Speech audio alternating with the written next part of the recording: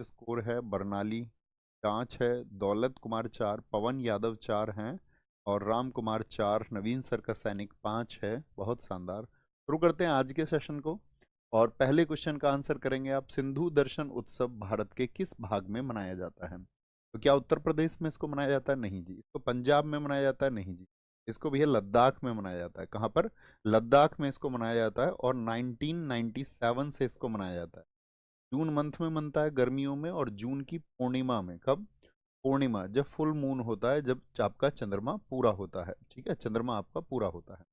कुछ उत्सव ज्यादातर मैं आपको करा ही चुका हूँ, अब कॉमन उत्सव कोई बचा नहीं है। स्टैटिक जीके में जो आप पढ़ते हैं वही उत्सव एग्जाम में आएगा, कोई अलग उत्सव आपसे नहीं पूछा जाएगा।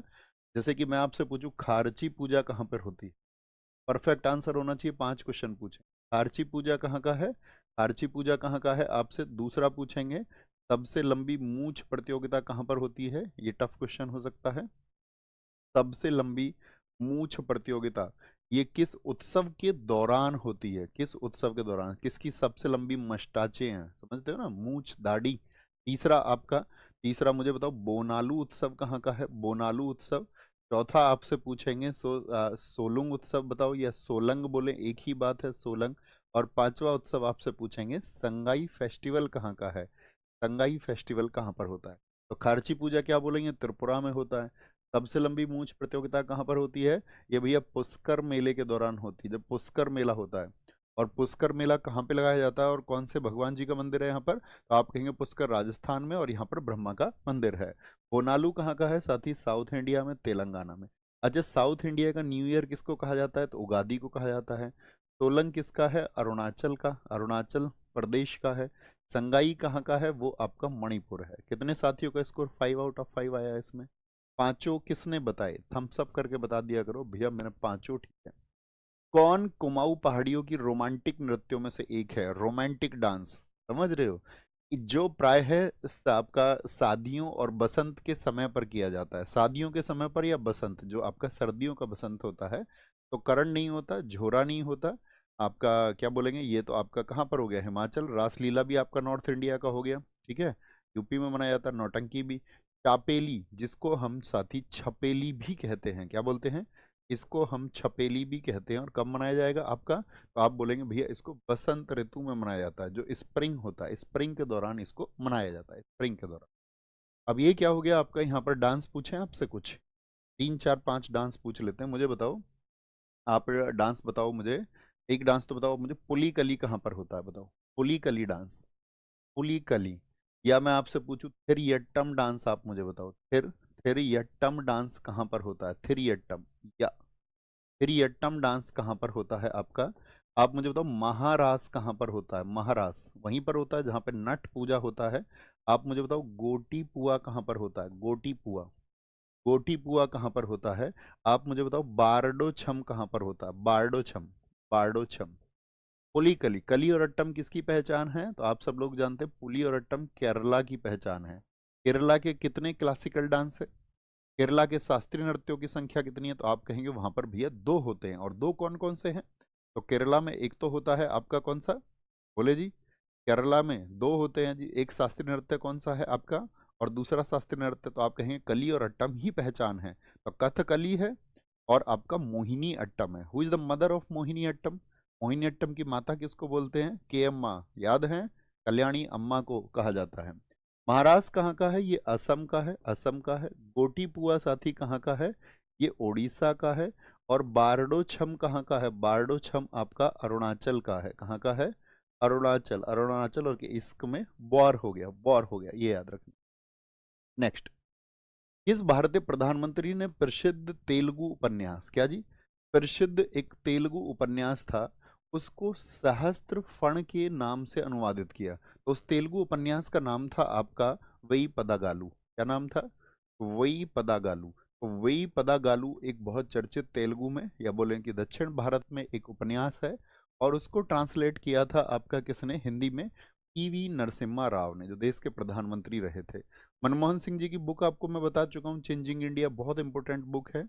महेंद्र कुमार गुजराल नहीं। आप मुझे बताओ, कुछ चर्चित किताबें पूछते हैं आपसे। अनटचेबल बताओ किसकी? अनटचेबल पुस्तक का लेखक कौन है? कुली पुस्तक है, इसके लेखक कौन है? तो आप बोलेंगे इसके पुस्तक के लेखक है मुल्क राज आनंद। मुल्क राज आनंद उसके लेखक है, मुल्क राज आनंद। हैरी पॉटर दुनिया की एक चर्चित पुस्तक रही है। हैरी पॉटर इस सीरीज को किसने लिखा है? तो आप कहेंगे जे के रोलिंग ने लिखा है। किसने? जे के रोलिंग ने इसको लिखा है। मुझे बताओ सिस्टमा नेचुरी किसकी पुस्तक है? सिस्टमा नेचुरी बहुत इंपॉर्टेंट बुक है। क्या बोलोगे? सिस्टमा सिस्टमा नेचुरी ये किसकी पुस्तक है? तो सिस्टमा नेचुरी आपका कार्ल लिनियस की बुक है। किसकी है? कार्ल लिनियस की बुक है, कार्ल लिनियस। अब एक क्वेश्चन और पूछेंगे आपका, जैसे कि मैं कहूँ डार्विन की पुस्तक का नाम मुझे बताओ। डार्विन ने कौन सी पुस्तक लिखी थी? ओरिजिन ऑफ स्पीसीज 1859 में और डिसेंट ऑफ मैन 1871 में। तो आपका क्या बोलेंगे इसमें दूसरे में आपका? तो आपका आंसर आएगा क्या बोलेंगे? ओरिजिन ऑफ स्पीसीज किसकी बुक है? Origin of species, origin of species किसकी बुक है? तो आप बोलेंगे ये भैया डार्विन की पुस्तक है। किसकी है? डार्विन की पुस्तक है, डार्विन की। जैसे थर्ड मैं आपसे कहूंगा आपका, न्यूटन ने जो गति के नियम दिए थे अपनी किस पुस्तक में दिए थे? प्रिंसिपिया। तो प्रिंसिपिया किसकी पुस्तक है? प्रिंसिपिया। तो प्रिंसिपिया भैया न्यूटन की बुक है। किसकी? न्यूटन की बुक है। गैलीलियो ने कौन सी किताब लिखी है बताओ?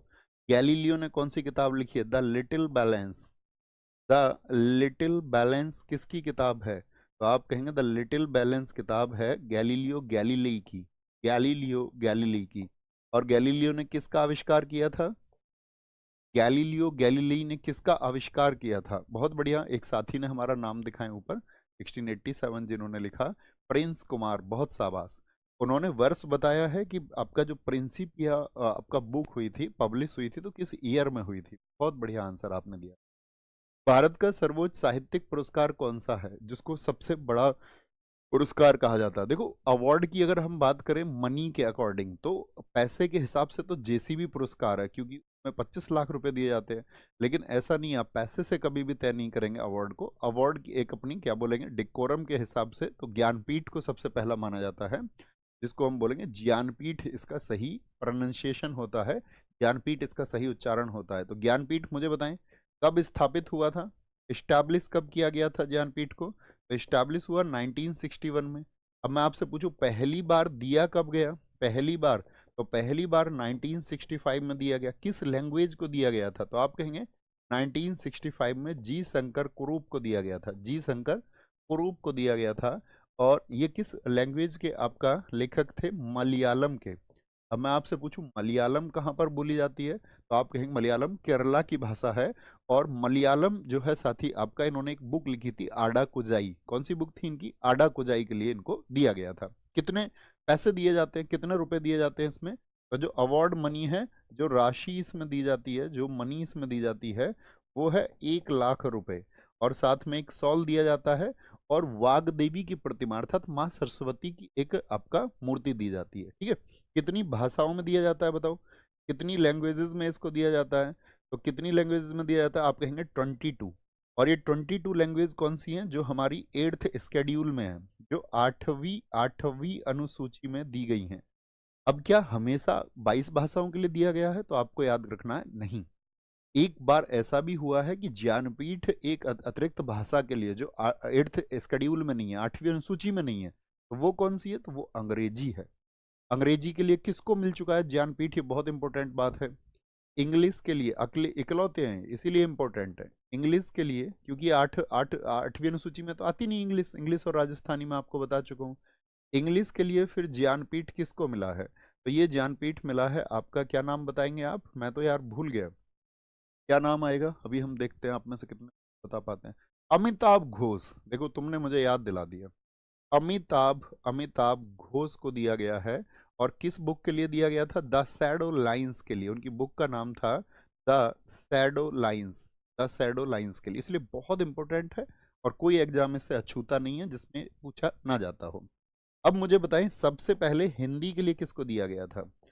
सबसे पहले हिंदी के लिए किसको दिया गया था? तो सबसे पहले हिंदी के लिए दिया गया था ये किसको? पंत जी को, सुमित्रा नंदन पंत जी को। उनकी बुक का नाम है चिदम्बरा। चिदम्बरा, ठीक है। और अगर महिला पूछ ले हिंदी के लिए किसको दिया गया था? तो क्या कहेंगे हिंदी के लिए फिर भैया 1982 में दिया गया था, पंत जी को मिला 1968 में, और आपका जो महादेवी वर्मा जी थी उनको मिला 1982 में, यानी कि यामा के लिए उनको दिया गया था। तो बहुत इंपॉर्टेंट क्वेश्चन यहाँ से बन जाते हैं। ठीक है। और अभी रिसेंट में किसको दिए गए करंट अफेयर्स में आपने पढ़ा होगा, रिसेंट में ज्ञानपीठ एग्जाम में पूछा जाएगा, 100% पूछा जाएगा कि ज्ञानपीठ अभी किसको मिला, पूछा जाने सकने वाला पर्सन है ना, पूछे तो एग्जामिनर बुद्धू है। तो आप कहेंगे भैया गुलजार को मिला है और रामभद्राचार्य जी को मिला है। ठीक है, क्या बोलेंगे? बहुत बढ़िया, वेरी गुड। मिल्खा सिंह ने कौन से ओलंपिक में 400 मीटर दौड़ के अंतिम मुकाबले में चौथा स्थान प्राप्त किया था? चौथा स्थान बताओ जी। टोक्यो ओलंपिक में? आप कहेंगे नहीं भैया, टोक्यो ओलंपिक में तो किसका, अभी रिसेंट के रिकॉर्ड्स आपको पता ही है 2021 के। रोम ओलंपिक किस वर्ष में हुए थे रोम ओलंपिक? तो रोम ओलंपिक हुए थे 1960 में, 1960 में, और यहाँ पर ये रह गए थे 4th प्लेस में। मिल्खा सिंह जी की अगर बात करें तो भारत के लिए पहला गोल्ड 1958 में, 1958 में क्या जीता था इन्होंने गोल्ड, कौन से गेम्स में जीता था? कॉमनवेल्थ गेम्स में, और पहला गोल्ड था ये भारत के लिए कॉमनवेल्थ। मिल्खा सिंह जी की अगर कभी बात करें, आपसे पूछे उनका नेशनल रिकॉर्ड कितने समय का है? मिल्खा सिंह जी का जो नेशनल रिकॉर्ड है, इन्होंने नेशनल रिकॉर्ड बनाया था 45.73 सेकंड का। ठीक है, 400 मीटर का। और अगर हम बात करें आपसे, 2001 में इनको क्या दिया था? अर्जुन पुरस्कार भारत सरकार ने ऑफर किया।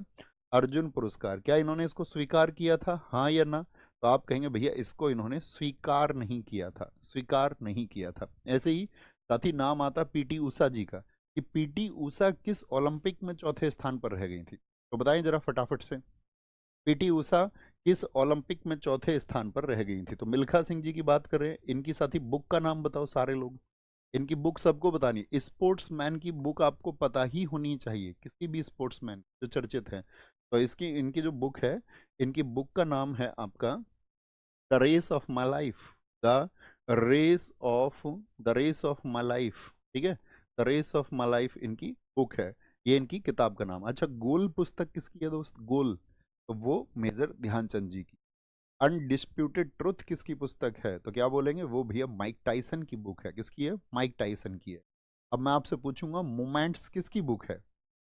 मोमेंट्स किसकी बुक है? संध्या वर्मा जी ने बहुत अच्छा लिखा है, पीटी उषा जी को हम गोल्डन गर्ल कहते हैं, 1984 के ओलंपिक में हो गई। बताओ जी, अभी कौन सी बुक पूछी मैंने? अभी कौन सी बुक पूछी थी मैंने आपसे? एक बुक बोली ना, मूवमेंट। मूवमेंट, ठीक है, आपका रोनाल्डो की पुस्तक है भैया, रोनाल्डो की। अच्छा बताओ, the test of my life किसकी है? युवराज सिंह की है। A century is not enough किसकी है? सौरव गांगुली की। सौरव गांगुली की। प्लेइंग इट माई वे किसकी है? सचिन तेंदुलकर जी की है। 281 एंड बियॉन्ड किसकी है? तो वो आपका वीवीएस लक्ष्मण की है। बिलीव किसकी बुक है? भैया सुरेश रैना की बुक है। किसकी है? सुरेश रैना की बुक है। अब आपसे पूछूंगा मैं, क्रिकेट माई स्टाइल किसकी है? क्रिकेट माई स्टाइल किसकी बुक है?